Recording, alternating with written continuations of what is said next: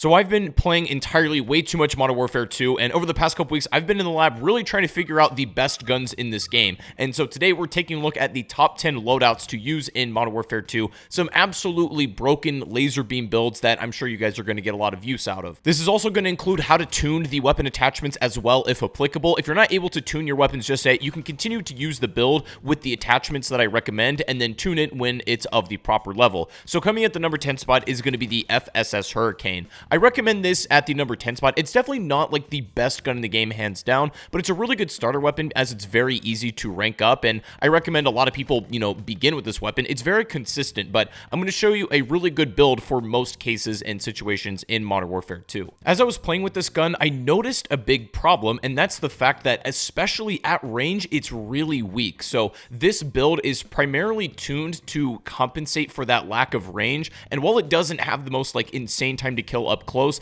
it is very consistent at both medium and long range. You can almost use it kind of like an AR if you really want to, but these, particular attachments in the front, the barrel, the muzzle, etc., these are all basically set up so that it's going to deal with the range a lot better. You can make a slightly better for up close build, but if you're going just for CQC combat, there's better options in terms of literal weapons. I don't recommend the Hurricane to be like your up close running gun necessarily, but this is a good build I recommend you try out and should give you a lot of consistent results in game. It's very steady, easy to use, and the range is compensated for heavily with this attachment setup. So before we continue on this list, I've got a different list, and I want to thank today's sponsor.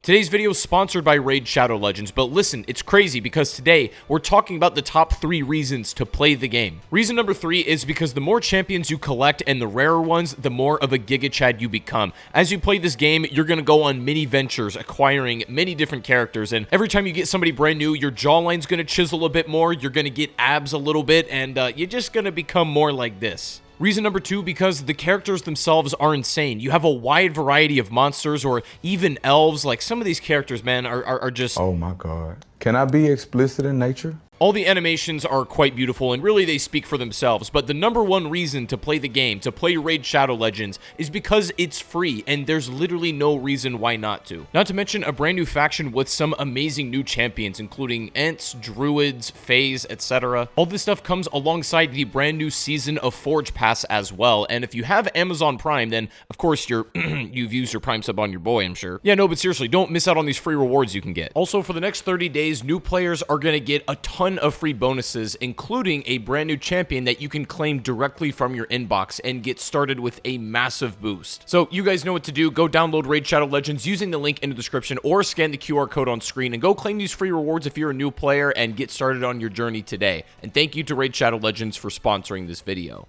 But anyways, getting back to it, the number 9 spot is going to be the Kastov 7.62 rifle. Now, I'm not going to lie, when this has no attachments and you just start playing it, it's a little bit rough. The attachments make this gun significantly better. I still cannot say it is my absolute go-to weapon, but the build I have is a very low recoil, very steady, almost like an anchor style of play, if that's kind of your thing. It has absurdly high damage, per bullet, and that is made even better by the attachments that extend that range as well. Now, the thing is, one of the more interesting attachments is the high velocity bullets I'm going to recommend. This will kill a lot of your recoil when tuned correctly. Without them being tuned, I can't actually recommend them, so you can put on a different attachment, maybe like a sight before you unlock weapon tuning. The iron sights on the Kastov aren't that pretty, to be honest, but they are usable, and with enough time, you'll certainly get used to them. The big problem I ran into with this weapon was the optimal grip. It's either going to be the F-Tac Ripper or the Pineapple. If you have both of those unlocked, feel free to choose between either of those, but if you only have one unlocked, I would go with one of those for sure. But everything else, the way it's tuned and built on this gun, should give you like a very low recoil, steady, but extremely powerful kind of build. And while it may not have the most consistent results ever, if you're just looking for an insanely high damage rifle that is pretty good at a range and you think you can hit your shots effectively, I would go with this one. Taking the number 8 spot is another SMG build. This is the brand new Bas-P SMG, and I think this gun plays a lot like the Honey Badger from from Ghost, and the build that I'm going to recommend makes that even more apparent. Also, I should mention, feel free to pause the video at any point as you're making these builds or tuning these attachments, but the biggest issue I ran into with the Bas-P was not anything up close. It actually shreds in close range, but anything medium to long range, it wasn't that the damage necessarily fell off that hard, it's that the recoil pattern became really random and just difficult to compensate for. So the attachments that I went with not only help the ADS speed, but they're also going to really, consistently hone in on that medium to long range engagements. Again, sort of like the Hurricane, where you can play it kind of like an AR build, but this one is a lot more cut out for up close situations and playing aggressive. It does have a 30 round mag, so if you want something a bit higher, if you're playing like Warzone or whatever, or Invasion or Ground War, feel free to replace the laser attachment with some extra bullets and you can put a different magazine on it. Also, something I noticed purely by chance, but the hip fire on this gun is insanely good. So, further strengthening its close quarters combat, viability. This is a very good gun. It's a brand new one, and I'm very happy with it. Taking the number 7 spot is the brand new M13B assault rifle. This is literally the king of range and the consistency at range. Now, this gun can only be acquired via extracting it playing DMZ. At the moment, I don't believe there's any way to unlock the base version of the M13, but assuming you have this weapon, I will go ahead and show you what the best way to build this one is. The M13 is interesting because it's very similar to the M4 in almost every other statistic and just performance, but the M13 is just going to be better for longer ranges. So, for example, if you're playing 6v6 and a bit smaller maps, I think the M4 still does a little bit better than the M13,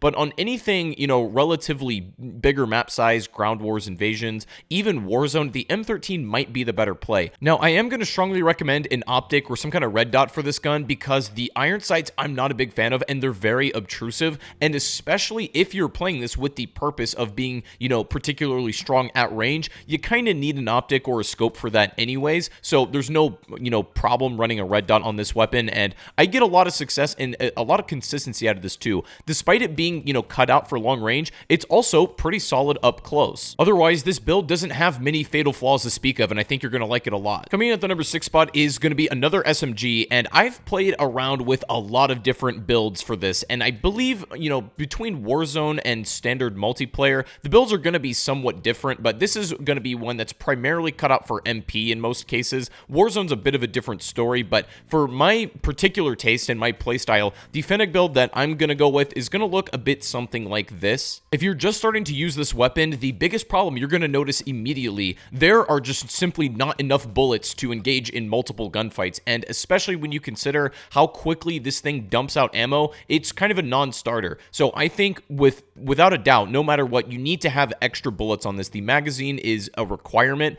and everything else you can toy around with to some extent, but I think this build to be the one that leans into its strengths the most. Now, the biggest reason to use the Fennec is, of course, the absurd time to kill. It is insanely fast. It is an up-close monster. I don't really think that there's many other guns that can compete with just the raw time to kill in most like up-close scenarios, and the way that the maps are built in Modern Warfare 2 and the average distance of engagements you're going to likely find yourself in, I don't think there's really any other guns that are cut out better than the Fennec right now. This one probably underwent the most experimentation for me, and I've, settled on a few different builds, but I believe this one is the particular build I like the most and that I get the most consistent results with. Now, coming at the number 5 spot is another very tricky one, but this is the M4 build, and as I've been playing this is like the first gun I ever used, and I noticed there are so many different viable ways to play the M4. There's not one that I can necessarily say is the most optimal, but it's extremely palatable, and that's a good thing. There's really no way to make a bad M4 build. What I'm going to say the biggest differences are,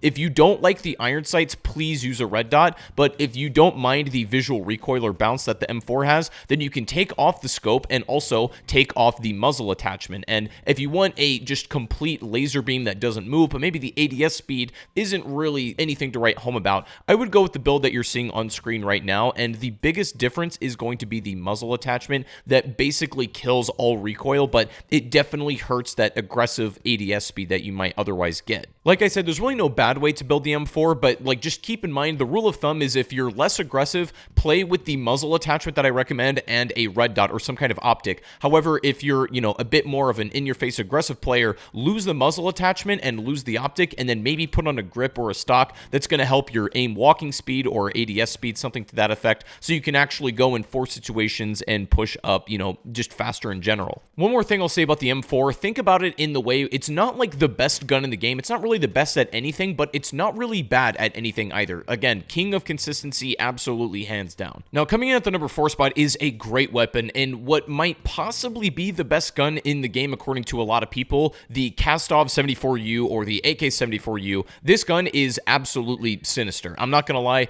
kind of similar to the M4 where there's not really many bad ways you can, put it together, but it's a bit less consistent. There are ways to make it not so viable, but there are, by the same token, ways to make it absolutely broken as well. The thing this gun has going for it right away is just the absurd damage output, and you don't need that many bullets to kill. It has 30, pretty standard for SMGs, but it kills way faster than basically everything else in its class. Its also biggest strength is its ridiculously fast aim down sight speed, but the recoil can be slightly unpredictable, so this build is mostly to compensate for the recoil smoothness and all that kind of thing. I would say the biggest attributes that you could change here are mostly in your grip. Don't put on an optic. The irons are, super easy to use. Either use the shark fin grip or the pineapple. The pineapple is going to give you a bit, heavier recoil control, but the shark fin grip is going to give you some more ADS speed and will be, more friendly for aggressive kind of play. But that is about the biggest decision you need to make for the 74U. This is by far the most well-rounded SMG in the sense that,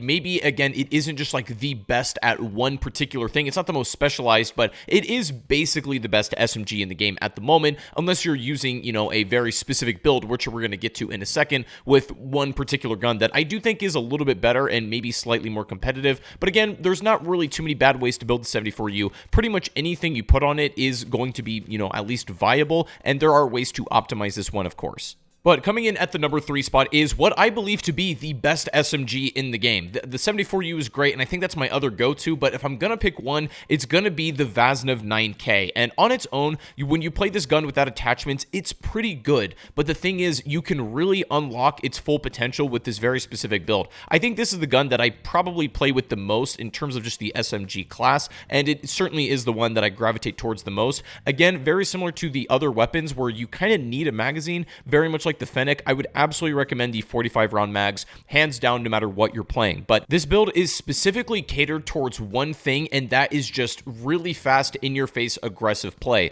But that being said, because of its magazine capacity and just the way that the gun handles, it's still pretty good at medium-range engagements. Long range, I cannot say I honestly recommend this. Maybe pick up a secondary gun as you're playing to have, for those longer distance situations. But anything up close, you're pretty much never going to lose as long as you can react and shoot straight and everything. The time to kill is so unbelievably fast. You're going to notice you're not going to lose very many gunfights. It's going to be rare to get actually outgunned using this, and as long as you're, keeping these engagements pretty up close, there's not much they can do to beat you. Of course, a shotgun will probably win, but any other SMG, they just don't quite hold up to the absolute raw power that the Vaznev has. But coming in at the number 2 spot is another king of just raw power and consistency, and I think a lot of you guys know this, but this is the TAC 56. Again, without attachments, still a really solid choice, but you can tell it still leaves a little bit to be desired, and this build is to really dial in and optimize on its strength. So this is the build that I've had the most success with, and again, I've experimented around with a little bit of, variation of this formula, but for the most part, this is what I'm going to recommend. The big attachment options here are actually,